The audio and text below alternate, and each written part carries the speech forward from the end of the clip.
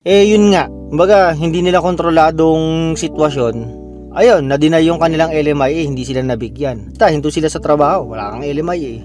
Nag-out of status daw sila ng halos 4 months. Hindi nila alam ngayon kung sila kung uuwi na ba o magi-stay pa. Kasi nga, wala kang status eh.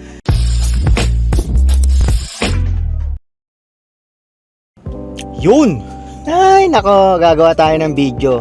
Ilang araw na naman tayong walang video mga sir. At nakakaasar nun, kagahapon gumawa ako ng video. Tapos sa katangahan ni Brandon Boy, hindi ko lang kung na-delete ko yung file ko. Kasi ginagawa ko, tina-transfer ko siya dito sa camera ko papunta sa laptop para dun ko i-edit. Tapos nag-delete ako ng mga parang yung mga file na hindi ko na kailangan. Ewan ko, nasama ko yata dun. Minsan na nga lang sipagin gumawa ng video, na-delete pa. So ngayon, uulitin natin yung video ko. Today is Monday. Wala na naman yung kapartner ko sa trabaho kanina. So mag-isa na naman ako. Nakakabuisit. Ginagawang every Monday absent eh. Gumaganti yata nung umabsent ako ng matagal kasi nag-Toronto kami, no? Pero okay lang, hindi naman ganun kadami yung trabaho ngayon. Saka, yung panahon hindi ganun kainit na. Tingnan nyo naman, no? Makulimlim na kalangitan. Pero kanina pa yan ganyan, hindi naman bumubuhos yung ulan. Tapos yung yung temperature niya, hindi siya ganun kainit na. Hindi ko alam kung nagbabadya na ba talaga siya na na mag-i-snow na ba, kung fall na ba. Hindi ko alam, pero ewan medyo lumalamig na. Kumpara mo sa yung todong summer, paganyan na yung temperature.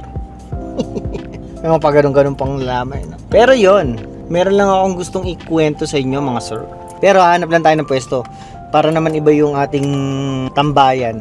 Nagpe-prepare kasi kami ng kakamping kami ng tropa, yung mga tropa ko dito. So naghahanap ako ng kung anong idadalin sa kasi may may potluck kami. Iniisip ko kasi salted egg chicken wings. Sarap niyan eh. Yung ginagaya ko na luto yung kay Chef RV. Nagtingin na kami kung magkano yung mga rito, yung mga wings. Kilo-kilo na wings. Dito sa Superstore, nagtingin kami 2 kilo. Wings lang yun nasa 26.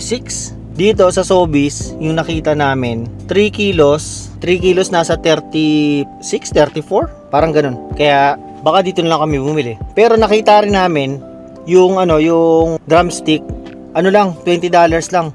3 kilos na rin. Hindi ko alam kung anong mas marami at mas makakamura. Pero marami na yun, 3 kilos kasi maraming kasama dun sa namin, sa camping namin. Parang last hura ng camping na yun kasi kalagitnaan ng August, so malapit nang mag-fall, malapit na mag-winter, ganyan. Parang ito na lang yung parang mainit na hindi ka pa gagambalain ng lamig kapag nasa camping site ka. Pero yun na nga, meron akong gustong ikwento sa inyo. Gusto kong i-share yung nangyari kila Kabayan. Matagal na sila rito eh. Mag-asawa sila. Ngayon, okay naman yung kanilang status dito. LMIA ang nila dito, status nila. Tapos si Kabayan, yung babae, siya, early childhood educator. Teacher si Kabayan dito. Teacher din siya sa Pilipinas. Tapos nung lumipat siya dito, yun yung inano niya na para makakuha ng LMIA. So na-approve naman sila. Wala naman daw problema. Ngayon nung natapos daw yung kanilang LMIA na una, nag-renew sila. Wala pa rin problema. Na-renew pa rin sila. Nabigyan uli sila ng pagkakataon na magtrabaho. Ito problema, yung pangatlong beses nila na pagkuha ng LMIA, na-refuse na, denied ang kanilang LMIA. Ang problema nun, nung na-receive daw nila yung kanilang refusal ng LMIA, matik daw wala na silang trabaho. Sabi ni Kabayan, meron na raw siya dapat ginagawa na parang mas magandang way sana para makapag-stay dito sa Canada. Nasa Vancouver pala sila. Yung sa Vancouver kasi kailangan nila yung mga French speaker. Ngayon ang habol daw nila, yung Francophone Mobility Program. Kasi yung Francophone Mobility Program, mas maganda raw yun na work permit kasi kahit anong trabaho pwede ka na. Hindi mo na kailangan ng LMIA. Kasi di ba pagka yung LMIA yung gamit mo, naka-tied ka sa employer, sa company. Tapos, dun ka lang. Hindi ka pwedeng lumipat kung saan. Pwede ka lumipat, pero maghahanap ka na naman ng ibang LMIA at ibang employer. Hassle. Karamihan pa rito, hindi nagbibigay ng LMIA. So ngayon, pagka nakuha niya raw yung Francophone Mobility Program na yun, open work permit na siya kahit saan na siya magtrabaho. Ang problema nun, kailangan mong ipasa yung yung French language mo. Parang IELTS ng French. Hindi ko alam kung paano yung sistema nun, pero pagka nakapasa ka raw yun, pwede ka na mag-apply ng Francophone. Ginawa niya na raw yun nung time na nagtatrabaho pa siya, may status pa siya, may LMIA pa siya. Hindi niya raw siniseryoso. Parang alam mo yun, parang lang. Kasi kampante siya sa isip niya, sa kanilang mag-asawa, na pwede naman mag-renew na lang ng LMIA kasi naman sila sa company nila, mabait daw yung company nila, yung employer. Yun nga, kumbaga hindi nila kontroladong sitwasyon. Ayun, na-deny yung kanilang LMIA, hindi sila nabigyan. Biglang nawalan sila ng status. Hinto sila sa trabaho, wala kang LMIA. Nag-out of status daw sila ng halos 4 months. Ang problema, syempre, iniisip daw nila kung karamihan ng mga Pilipino dito, karamihan ng mga imigrante, hindi nila alam ngayon kung sila kung uuwi na ba o magi-stay pa kasi nga wala kang status. Ang naisip daw nila, kung uuwi daw sila, wala rin naman daw silang babalikan sa Pilipinas kasi kapareho ng mga Pilipino na sumugal na pumunta rito sa Canada. Alam mo yun, yung in-all out na nila, parang benta na lahat yan, ganyan, lalo na pagka yung mga student, yung mga ganon, di ba?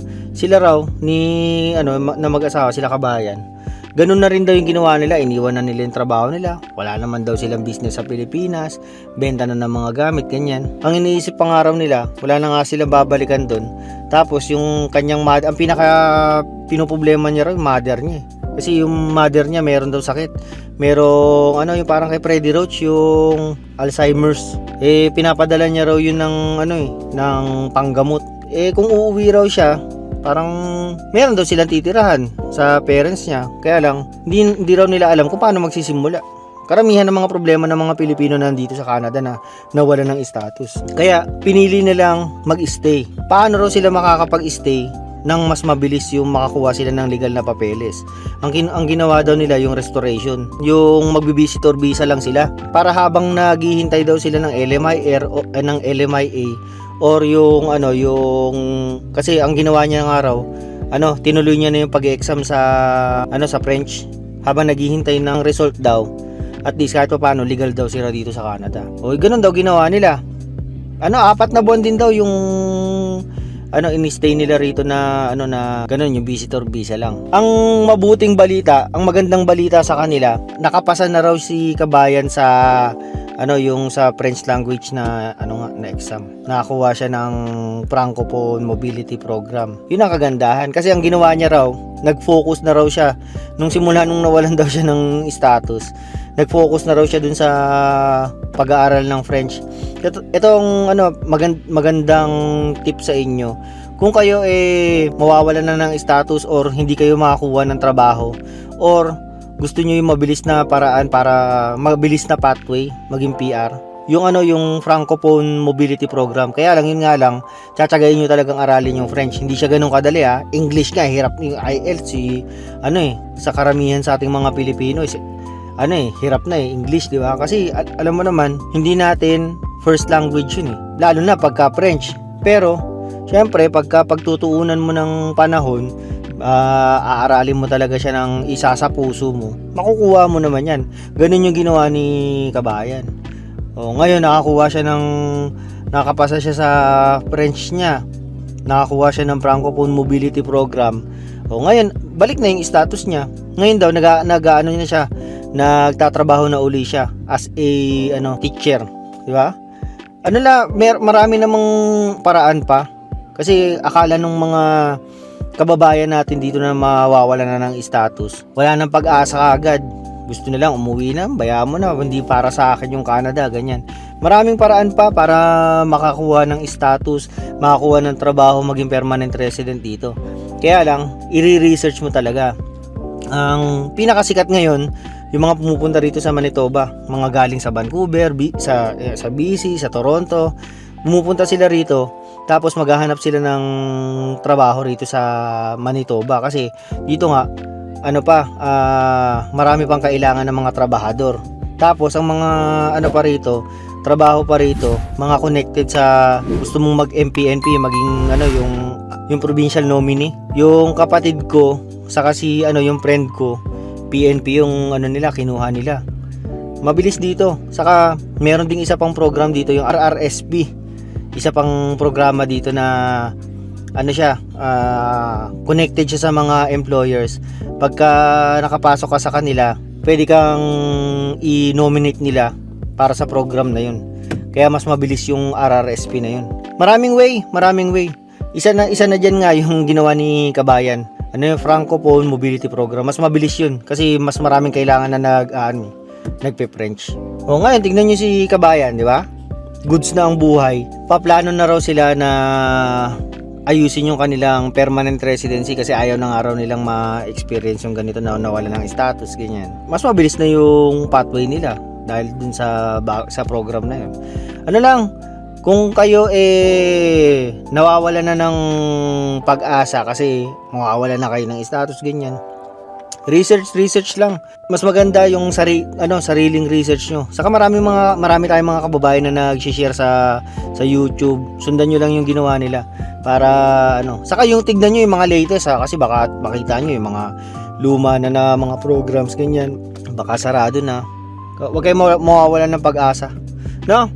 Yun lang kinuwento ko lang sa inyo yung nangyari kay Kabayan na nawalan ng status, na-deny yung kanilang LMIA, pero ngayon okay na dahil sa pagsusumikap ni Kabayan na matuto ng French. Ang init sa sasakyan, pinatay ko yung makina sayang gas Sige na, like, share, subscribe, alam nyo din. Sige na, paalam.